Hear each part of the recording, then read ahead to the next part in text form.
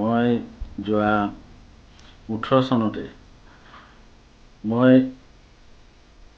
বিক্ৰম তালুকদাৰ তেখেতৰ যাদুকৰ হিচাপে মই টিভিত চাইছিলোঁ বা ফোনত তেনেধৰণে যোগাযোগ আছিল। 2018 চনত মোৰ এনে কিছুমান দুৰ্যোগ আহিছিলে, যিটো কাৰণে মই এনে এটা অৱস্থা হৈছিলে, মই তেখেতক লগ কৰিব গৈছোঁ, উভতি আহিবলৈ মই গাড়ীত তেল ভৰাবলৈ মোৰ পইচা নাছিল। হোটেলত ভাড়া দিম কেনেকৈ, তেনে এটা চিন্তাত পৰিছিলোঁ। শেষত গৈ মই এনেকৈ কণ্ডিশ্যন হৈছিলে যে মই সোণৰ আঙুঠি আছিলে, মই বিক্ৰী কৰি যাম। তেখেতৰ ওচৰত গ'লোঁ। যোৱাৰ পিছত তেখেতে মোক যিখিনি সংবিধান দিলে, সংবিধান দিয়াৰ পিছত মই সঁচাকৈ মই তেখেতৰ তাৰ পৰা ওলোৱা 10 মিনিটৰ পৰা 10 মিনিট পিছৰ পৰাই মই তেখেতক কোৱা মতেই মই প্ৰমাণ পাইছোঁ, যিবোৰ দুৰ্যোগ আছিলে লাহে লাহে আঁতৰিলে। মোৰ কিছুমান গোপন শত্ৰু আছিল, যিবোৰ শত্ৰুৱে মই নজনাকৈ মোক অনিষ্ট কৰি আছিল। সেই শত্ৰুখিনিয়ে তেখেতে কোৱা মতে তেখেতে মোক গা ধুব দিছিলে কিবা এটা সামগ্ৰীৰ সৈতে। সেইটোত মই গা ধুইছিলোঁ। গা ধোৱাৰ পিছতে সেই দিনকেইটাতে মোৰ গোপন শত্ৰুখিনিও নিজেই মোক স্বীকাৰ কৰিছিলে যে মই এইখিনি ভুল কৰিছিলোঁ।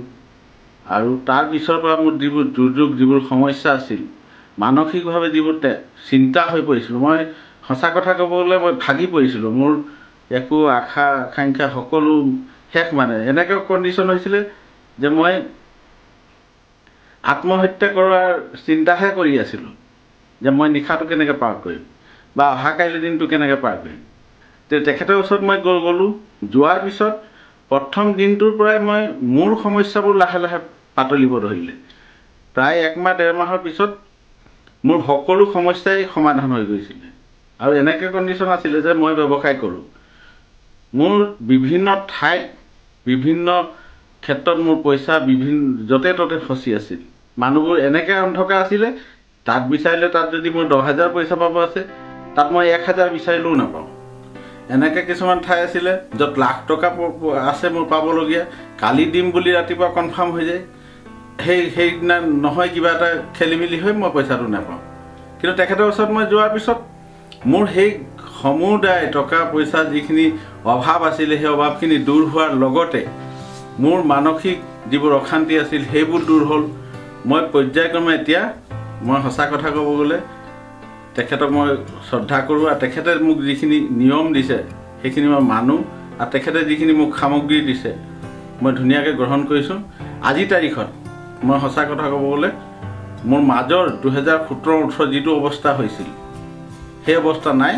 মই সুখী, আৰু মই তেখেতৰ ওচৰত মই সদায় কৃতজ্ঞ হৈ থাকিম। আজিৰ তাৰিখতো মই কিবা এটা কৰাৰ আগতে মই তেখেতক সোধোঁ, আৰু মোৰ বিশ্বাস আছে মই সম্পূৰ্ণ ফল আমাৰ যাদু সম্ৰাট বিক্ৰমদেৱৰ পৰা মই পাইছোঁ। গতিকে মোৰ কথাখিনি মই জানো। অসুখ আছিল, অসুখ বিসুখো মই তেখেতৰ ওচৰত যোৱাৰ পৰা ক্ৰমান্বয়ে চুগাৰ মোৰ 800লৈকে মোৰ চুগাৰ হৈছিল। গতিকে 800 চুগাৰ হৈ থাকিলে মানুহৰ ইনচুলিন লওঁ 3 টাইম। হাৰ্টৰ অসুখ আছিল, দৰৱ খালেও দৰৱে কাম নকৰা হৈছিল। কিন্তু আজিৰ তাৰিখত মোৰ সম্পূৰ্ণ সুস্থ, কোনো অশান্তি নাই। মই যিহেতু মই সামাজিকভাৱেও সামাজিক অনুষ্ঠান প্ৰতিষ্ঠানতো জড়িত আছোঁ। মানুহবোৰ বিদ্ৰোহ হৈ পৰিছিলে, মোৰ কথা নুশুনিছিলে কৰ্মচাৰীয়ে, কিন্তু আজিৰ তাৰিখত মোৰ সকলো ঠিক। পুনৰ তেখেতে মোৰ এই দুৰ্যোগ অৱস্থাটোৰ পৰা মোক ভাল এটা অৱস্থালৈ তেওঁ ঘূৰাই আনিলে। যদি আপুনিও আপোনাৰ জীৱনত এনে কিছু সমস্যাৰে ভুগি আছে, তেনেহ'লে আজিয়ে যোগাযোগ কৰক যাদু সম্ৰাট বিক্ৰমক। যোগাযোগৰ নম্বৰ 8822332200।